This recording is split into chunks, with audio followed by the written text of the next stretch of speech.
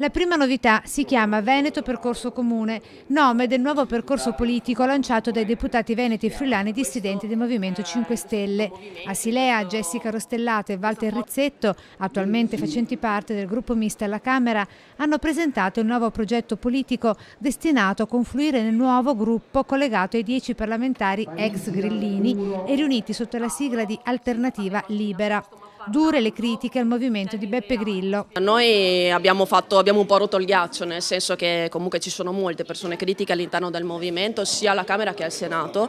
Qualcuno doveva farlo questo passo prima o poi e quindi abbiamo deciso di farlo. Come avete visto anche voi, nessun risultato è stato ottenuto ad oggi dal movimento, neppure sbattendo i piedi o saltando sui banchi del governo. Perché non sono queste le modalità con cui si ottengono veramente i risultati si ottengono attraverso il dialogo. Noi dovevamo raggiungere dei risultati, il 25% dei voti del Paese meritava di raggiungere dei risultati fattivi per cercare di far andare meglio questo disgraziato ma bellissimo Paese entro il quale viviamo. Non ce l'abbiamo fatta e quindi abbiamo deciso di fare questo passo. In politica servono i numeri, ma penso che in politica servano ancora meglio le buone idee piuttosto che un'opposizione fine a se stessa. La seconda novità.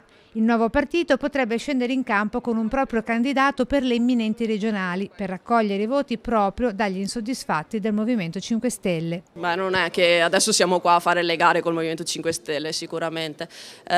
Stiamo valutando insieme al territorio se ci sono le condizioni eventualmente per presentarci.